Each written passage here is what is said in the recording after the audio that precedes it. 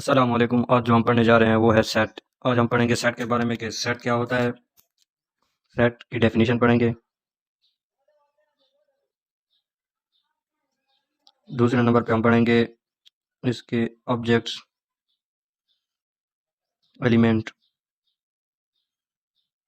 तीसरे नंबर पर हम पढ़ेंगे रिप्रेजेंटेशन ऑफ सेट।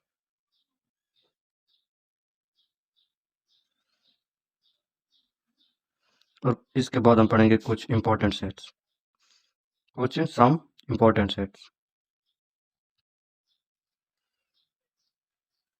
शुरू करते हैं डेफिनेशन से। डेफिनेशन, सेट की डेफिनेशन क्या होता है। डेफिनेशन, सेट की डेफिनेशन क्या है। सेट क्या होता है, कलेक्शन होता है। क्या होता है, collection of well defined, collection of well defined and distant object। Set क्या होता है कि कलेक्शन होता है एक वेल डिफाइंड, वो वाली चीजें जो अच्छी तरह क्या की गई, डिफाइन की गई, बयान की गई हो। और डिस्टेंट का मतलब होता है क्लियरली सेपरेट होने से। क्या होता है, क्लियरली सेपरेट। तो ये होगी सेट की डेफिनेशन। अगर हम देखें कि ऑब्जेक्ट्स क्या होते हैं, इसमें क्या होते हैं, ऑब्जेक्ट्स और एलिमेंट्स। सेट में जो ऑब्जेक्ट्स और एलिमेंट होते हैं वो क्या होते हैं, वो वाले नंबर, नंबर, लेटर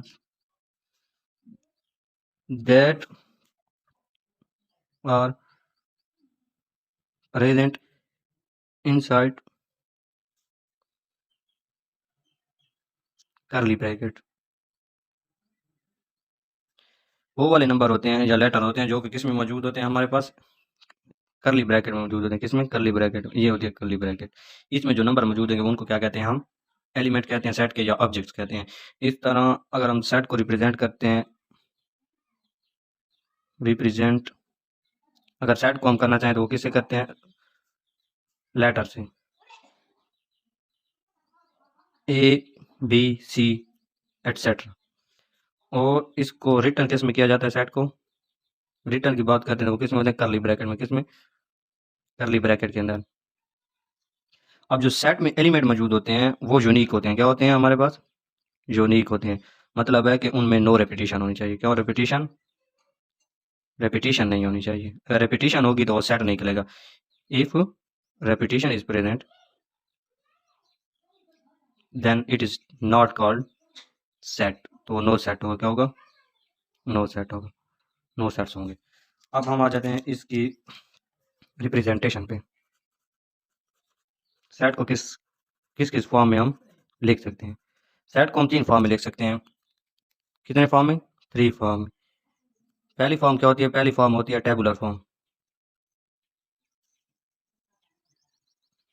ये वो वाली फॉर्म होती है जिसमें हम कोई अगर मिसाल कर हम अगर लिख लें set of natural number, set of natural number, natural number. अब अगर हम इसको लिखेंगे ब्रैकेट के अंदर 1 2 3 अप टू सो ऑन, तो ये जो हमारे पास है ये कहलाएगा टेबुलर फॉर्म। क्या कहलाएगी, टेबुलर फॉर्म कहलाएगी। सेट की क्या कहलाएगी, टेबुलर फॉर्म कहलाएगी। अब दूसरी फॉर्म होगी, क्या होगी, डिस्क्रिप्टिव फॉर्म। क्या होगी, डिस्क्रिप्टिव। ये वो वाली फॉर्म होती है जिसमें हम किसी चीज़ को डिस्क्राइब कर देते हैं। क्या करें, बयान कर देते हैं। वो डिस्क्राइब हम किस में करते हैं, इनटू इंग्लिश, इंग्लिश सेंटेंस। कोई भी इंग्लिश का सेंटेंस होता है हम उसमें उसको क्या कर देते हैं, डिस्क्राइब करते हैं। अगर इसकी एग्जांपल देखें तो वो हम करते हैं सेट ऑफ होल नंबर। ये क्या होता है, डिस्क्रिप्टिव फॉर्म होती है। सेट ऑफ नेचुरल नंबर, ये क्या होती है, ये होते हैं डिस्क्रिप्टिव फॉर्म। इस तरह जो हम सेट को रिप्रेजेंट करते हैं वो क्या होते हैं, दोनों डिस्क्रिप्टिव फॉर्म होती है। इसके अलावा तीसरी फॉर्म होती है हमारा सेट बिल्डर नोटेशन। अब जैसा कि हमने पिछले लेक्चर में पढ़ा था कि हमने उस सेट की सैंपल को देखा था कि कुछ सैंपल्स होते हैं जो इंपॉर्टेंट यूज होते हैं, तो वो जो हम सिंबॉलिक रिप्रेजेंट करते हैं सेट को, ये क्या होता है, सिंबॉलिक रिप्रेजेंटेशन होती है। क्या होती है, संभाली का रिप्रेजेंटेशन ऑफ सेट, किसी भी सेट को संभाली कर रिप्रेजेंट करना वो क्या होती है, सेट बिल्ट नोटेशन होती है। मिसाल के तौर पर हम कहते हैं कि सेट ऑफ नेचुरल नंबर जो है, सेट ऑफ नेचुरल नंबर, अगर इसको हम लिखेंगे किसमें, सेट बिल्डर नोटेशन में, तो हम लिखेंगे x such that belongs to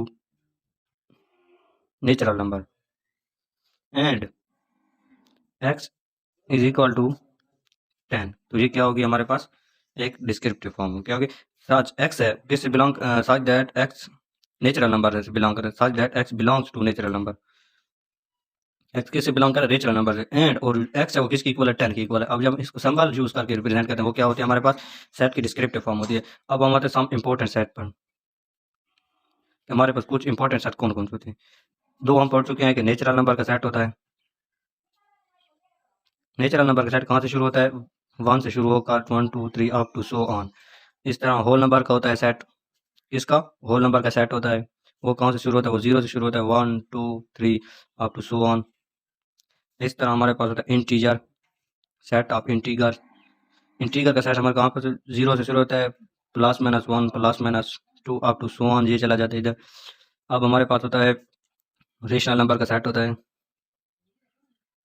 rational number का सेट क्या होता है, रेशनल नंबर वो वाले नंबर जो p बाई q की फॉर्म में लिखे जाते हैं rational number, such and p q is not equal to 0, वो वाले नंबर जो p बटा q की फॉर्म में लिखे जाएं और q 0 के बराबर ना हो उनको क्या कहते हैं, रेशनल नंबर होते हैं। अब हमारे पास 1/2 1/3 अप टू सो ऑन, ये क्या है हमारे पास रेशनल नंबर। अगर इरेशनल नंबर होंगे, irrational number, set of irrational number, वो वाले फॉर्म जो p बटा q की फॉर्म में नहीं लिखे जाते, नहीं लिखे जाते, और उनमें जो q में भी इज इक्वल टू 0 हो सकता है, तो ये क्या होते हैं, रेशनल नंबर का सेट होता है। ये सम इंपॉर्टेंट सेट है। Thank you.